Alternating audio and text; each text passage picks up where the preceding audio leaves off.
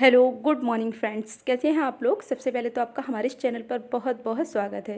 देखिए फ्रेंड्स, इस वीडियो में हम बात करेंगे महत्वपूर्ण और अहम खबरों के बारे में, जो कि आपके लिहाज से काफ़ी खास हो सकती हैं। इसलिए वीडियो को लास्ट तक देख लीजिएगा, क्योंकि सारी खबरें ही बेहद ख़ास हैं। तो सबसे पहले बात कर लेते हैं चयन बोर्ड। चयन बोर्ड से है ये खबर खास है। चयन बोर्ड ऑफलाइन बैठक आज, होंगे महत्वपूर्ण फैसले। तो काफ़ी इसमें महत्वपूर्ण फैसले लिए जा सकते हैं और काफ़ी लोग इसका इंतज़ार भी कर रहे हैं। टीजीटी पीजीटी से रिलेटेड ये खबर है, इंटरव्यू एग्ज़ाम सभी। तो आप देख सकते हैं, उत्तर प्रदेश माध्यमिक शिक्षा सेवा चयन बोर्ड की साल भर बाद ऑफलाइन बैठक बुलाई गई है। कोरोना संक्रमण बढ़ने के बाद चयन बोर्ड की ओर से सभी साक्षात्कार स्थगित कर दिए गए थे। अब इस बैठक में ठप पड़े साक्षात्कार शुरू करने के साथ ही टीजीटी प्रवक्ता भर्ती 2021 की परीक्षा तिथि पर फैसला हो सकता है। तो यानी कि परीक्षा तिथि और इंटरव्यू दोनों पर आज फैसला हो सकता है। इस बैठक के दौरान प्रधानाचार्य के 2011 के जो साक्षात्कार तो प्रधानाचार्य 2011 के जो साक्षात्कार पूरे हो चुके हैं, उनके परिणाम जारी करने और 2013 के प्रधानाचार्य भर्ती के साक्षात्कार के लिए तिथि भी घोषित की जा सकती है। चयन बोर्ड के अध्यक्ष बीरेश्वर कुमार की अध्यक्षता में होने वाली बैठक में 2016 की शिक्षक भर्ती में जारी प्रतीक्षा सूची के बारे में अभ्यर्थियों के सवालों पर भी निर्णय होने की उम्मीद है। तो काफ़ी कुछ अहम रहने वाली है ये बैठक। और प्रतियोगी छात्र लगातार ठप पड़े साक्षात्कार शुरू करने, टीजीटी प्रवक्ता भर्ती परीक्षा 2021 की तिथि घोषित करने की मांग कर रहे हैं। तो ये तो है कि लगातार इसकी डिमांड भी उठ रही है और सारी मांगें पूरी करने की कोशिश और सारी बिंदुओं पर मतलब ध्यान दिया जाएगा और इस बैठक में बहुत ही अहम फैसले लिए जा सकते हैं। तो सभी के लिए बेहद ज़रूरी थी। और आपको बता दें ये भी कि सारे कार्य अब बहुत तेज़ी से होते दिखाई दे रहे हैं, लेकिन एलडी ग्रेड के मामले में कुछ भी मतलब ये कह सकते हैं कि जहाँ कार्य आगे बढ़ जाता है वहाँ ये लोग रोक देते हैं। शायद एलडी ग्रेड को लेकर इनकी मंशा अभी भी बहुत गलत है। अब तो मुझे लगता है शांति से बैठने की बिल्कुल भी ज़रूरत नहीं है। और आज एक ट्रेजेडी हो गई, तो इस वजह से जो है बहुत अफसोस के साथ मुझे ये कहना पड़ रहा है कि एक ट्रेजेडी की वजह से आज की यात्रा तो स्थगित हो गई है। लेकिन आगे कुछ प्लान करना बेहद ज़रूरी है, क्योंकि ऐसे चुप बैठने से तो कुछ हासिल होगा नहीं। तो देख लेते हैं उसको भी क्या लिखा था। तो बताया है इसमें इन्होंने, अनिल उपाध्याय सर की पारिवारिक प्रमुख सदस्यों में से किसी की आकस्मिक तबीयत खराब हो जाने के कारण स्थगित या रद्द कर दी गई है लखनऊ यात्रा। तो ये दिक्कत है। लेकिन और वैक्सीनेशन की वजह से फ़ीवर भी है कुछ, तो हमें खेद है और वाकई हम भी इसके लिए सॉरी बोलते हैं। लेकिन क्या कर सकते हैं, और नेतृत्व वो करता हमारे, बस उनसे हम लोग अपील कर सकते हैं, रिक्वेस्ट कर सकते हैं। अगर उनके साथ कोई दिक्कत हो जाती है तो उसको भी समझने की कोशिश करेंगे। हम लोग समझ सकते हैं कि वाकई कोई दिक्कत है तो फिर इस तरीके के डिसीज़न लिए गए हैं और कोई बात नहीं। लेकिन हम फिर से पुनः उनसे अपील करेंगे कि हमारा मतलब अगर आज की यात्रा स्थगित हो गई है तो अब आप जल्द से जल्द अगली कोई डेट घोषित करें और जल्द से जल्द लखनऊ यात्रा या लखनऊ प्रस्थान करने की कोशिश करें, या हम लोगों का सहयोग जहां ज़रूरत होगी तो हम लोग तैयार हैं। तो जो भी है जल्दी से फिर से विकी सर से अपील करने की ज़रूरत है। फालतू में आप लोग ब्लेमबाजी ना करें तो बेहतर होगा, क्योंकि ब्लेम करने से क्या है, दिमाग और ज़्यादा टेंशन बढ़ती है और फालतू में किसी को नाराज़ करने की क्या मतलब है। मतलब विकी सर ने बहुत कुछ किया है, तो थोड़ा सा मतलब धैर्य तो रखना ही होगा। थोड़ा सा धैर्य रखिए, मतलब गुस्सा दिखाने की ज़रूरत नहीं है। और ये हम समझ सकते हैं कि ठीक है, लग रहा होगा कि अरे कहीं कोई दिक्कत हो जाती है, कहीं कोई दिक्कत हो जाती है। लेकिन हाँ, ये है कि समझ सकते हैं दिक्कतें हो सकती हैं।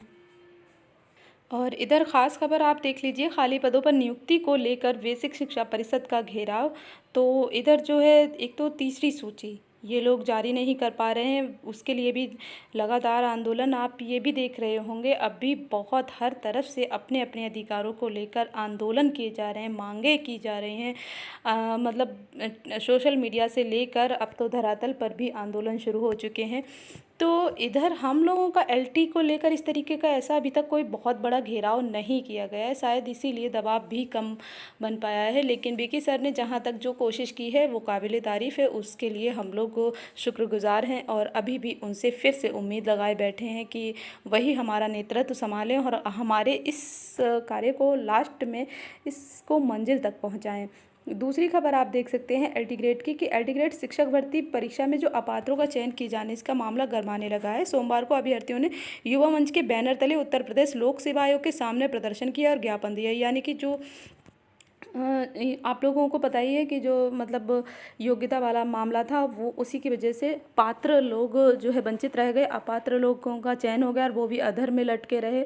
हिंदी और संस्कृत का मैटर देख ही सकते हैं। तो इस तरीके से जो भी था क्लियर इनको करना चाहिए था, स्पष्ट तो करना ही चाहिए था। ये गलती हुई थी लेकिन अब वो क्या कर सकते हैं। तो यहाँ पर क्या है कि मांग की जा रही है कि अपात्रों का चयन निरस्त करते हुए प्रतीक्षा सूची जारी की जाए और चयन से वंचित रह गए पात्र अभ्यर्थियों को चयनित किया जाए। युवा मंच के अध्यक्ष अनिल सिंह के नेतृत्व में प्रदर्शन करने पहुंचे अभ्यर्थियों का कहना है कि हिंदी विषय में अपात्रों की बड़ी संख्या में चयन हुआ। अर्हता न होने के बावजूद सैकड़ों अपात्र अभ्यर्थियों ने परीक्षा का फॉर्म भर दिया था और उनका चयन भी हो गया। इस वजह से पात्र अभ्यर्थी चयन से वंचित रह गए। तो ये सारी बातें हैं और इस तरीके का इन्होंने ज्ञापन सौंपा है। और दिक्कत क्या है कि देखिए इसमें स्टूडेंट की कोई गलती नहीं है। जिनका सिलेक्शन हुआ है वाकई उन पर क्या बीत रही होगी, समझ सकते हैं कि अब उनको दुख है बाहर होने का। इधर जिनका नहीं हो सका उनको भी दुख है। तो दिक्कत तो यहाँ आयोग की थी, आयोग को ये गलती करनी ही नहीं चाहिए थी। अब देखते हैं क्या होता है। अब इस पर फैसला बहुत जल्द मिल सकता है देखने के लिए। वैसे भी आवाज़ उठ रही है, वैसे भी टाइम हो चुका, तो इस पर तो कार्य तो होना ही है और जल्दी ही फैसला जो भी होगा दिखाई दे जाएगा। तो यहाँ दूसरी तरफ भी देख सकते हैं भर्ती की तीसरी काउंसलिंग के लिए मुख्यालय का किया घेराव। नई भर्ती में पुराने अभ्यर्थियों ने किया दावा। तो ये तो एलटी ग्रेड मतलब ये उत्तर प्रदेश लोक सेवा आयोग प्रतियोगियों को रोजगार देने के लिए लगातार भर्तियां निकाल रहा है। इसके तहत संशोधित परीक्षा कैलेंडर में स्टाफ नर्स परीक्षा 2021 की भर्ती शामिल की गई, लेकिन दिक्कतें ख़त्म नहीं हो रही। अब आयु सीमा का मामला पेच फंस रहा है। जिन्होंने 2017 में निकली स्टाफ भर्ती में आवेदन किया था उनमें सैकड़ों ऐसे हैं जो तय आयु सीमा पार कर चुके हैं। ऐसे अभ्यर्थी अब आयोग से आयु सीमा में छूट देने की मांग कर रहे हैं। तो ये भी आप देख सकते हैं पूरी खबर। और ये ख़ास खबर देख लीजिए, वाकई बेहद ख़ास है।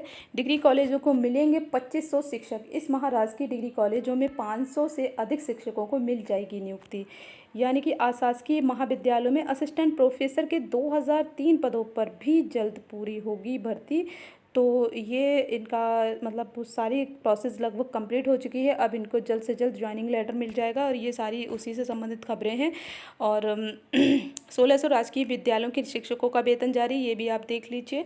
प्रदेश के राजकीय व अशासकीय महाविद्यालयों के शिक्षकों के रिक्त पदों को जल्दी भर लिया जाएगा। एक तरफ राजकीय महाविद्यालय में असिस्टेंट प्रोफेसर के 500 से अधिक पदों पर चयनित अभ्यर्थियों की ऑनलाइन काउंसलिंग शुरू हो चुकी है। वहीं अशासकीय महाविद्यालय में असिस्टेंट प्रोफेसर के 2003 पदों पर भर्ती के लिए आवेदन लिए जा चुके हैं और अब परीक्षा शुरू होने के आसार हैं। यानी कि अब इनके परीक्षा की भी तैयारी शुरू कर दी गई है। तो राजकीय महाविद्यालय में असिस्टेंट प्रोफेसर के 500 से अधिक पदों का चयन परिणाम उत्तर प्रदेश लोक सेवा आयोग पिछले दिनों जारी कर चुका है। और मतलब ये काउंसलिंग अब तक ऑफलाइन माध्यम से होती थी, लेकिन महाविद्यालय आवंटन में गड़बड़ी की तमाम शिकायतें आने के बाद शासन ने पहली बार ऑनलाइन काउंसलिंग कराने का निर्णय लिया। तो अब जो है नियुक्ति पत्र भी ऑनलाइन जारी किए जाएंगे। तो ये सारी खबरें आप देख सकते हैं। और बहुत जल्द इसी माह सभी चयनित अभ्यर्थियों को नियुक्ति पत्र जारी कर दिए जाएंगे। तो बहुत अच्छी बात है, जिसको भी ज्वाइनिंग लेटर मिले और जिसको नहीं मिले हैं, जो लोग नियुक्ति की राह देख रहे हैं उनको भी मिलना चाहिए, उनकी भी मुश्किलें आसान होना चाहिए। और इधर बेसिक शिक्षकों ने की सामूहिक बीमा का लाभ देने की मांग, ट्विटर पर शिक्षकों ने छेड़ा अभियान। तो ये आप देख लीजिए, ये लिखा हुआ है कि जो है बेसिक शिक्षकों के सामूहिक बीमा की धनराशि की कटौती तो हो रही, लेकिन एनपीएस के अंतर्गत आने वाले शिक्षकों को सामूहिक बीमा का लाभ नहीं मिल रहा। तो ये पूरी बात आप देख सकते हैं। अब नए शिक्षकों का आज तक विभाग द्वारा कोई बीमा कवर नहीं किया गया, जबकि उनकी सामूहिक बीमा कटौती लगातार हो रही। ट्विटर के माध्यम से संगठन की मांग है कि वर्ष 2014 के बाद नियुक्ति पाने वाले शिक्षकों को सामूहिक बीमा का लाभ मिले और पूर्व में लागू सामूहिक बीमे की रिस्क कवर को बढ़ाकर न्यूनतम 50 लाख रुपए किया जाए। तो ये सारी मांगे हैं। और इधर कनिष्ठ सहायक व ऑपरेटर की टाइपिंग परीक्षा की तिथि तय। तो उत्तर प्रदेश अधीनस्थ सेवा चयन आयोग ने कनिष्ठ सहायक और कंप्यूटर ऑपरेटर के रिक्त पदों पर चयन के लिए आयोजित की गई लिखित परीक्षाओं के आधार पर योग्य पाए गए अभ्यर्थियों के लिए टाइपिंग परीक्षाओं की तारीखें घोषित कर दी हैं। कनिष्ठ सहायक के लिए टाइपिंग की परीक्षा जो है 23 जून 23 जून से 28 जुलाई तक, कंप्यूटर ऑपरेटरों के लिए 21 जून को होगी। तो ये आप देख लीजिएगा डेट, ठीक है। तो टाइपिंग परीक्षा, ये डेट आपको देखना है। टाइपिंग परीक्षा 23 जून से 28 जुलाई तक और कंप्यूटर ऑपरेटरों के लिए 21 जून को होगी। दोनों पदों पर भर्ती के लिए आयोजित की जाने वाली टाइपिंग परीक्षाएं राजधानी स्थित राजकीय औद्योगिक प्रशिक्षण संस्थान अलीगंज में प्रतिदिन 2 पालियों में आयोजित की जाएगी। पहली पाली सुबह 10 बजे से 2 बजे तक, 10 बजे से दोपहर 1 बजे, और दूसरी दोपहर 2 से शाम 5 बजे तक, ठीक है। तो ये सारी बातें आप देख सकते हैं यहाँ।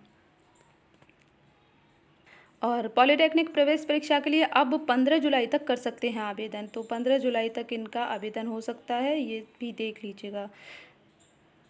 और जुलाई से गांव-गांव टीकाकरण महाअभियान शुरू होगा। ग्राम में पंचायत घर तथा प्राथमिक विद्यालय बनेंगे टीकाकरण केंद्र। टीकाकरण से पूर्व 3 दिन तक ग्रामीणों को किया जाएगा जागरूक।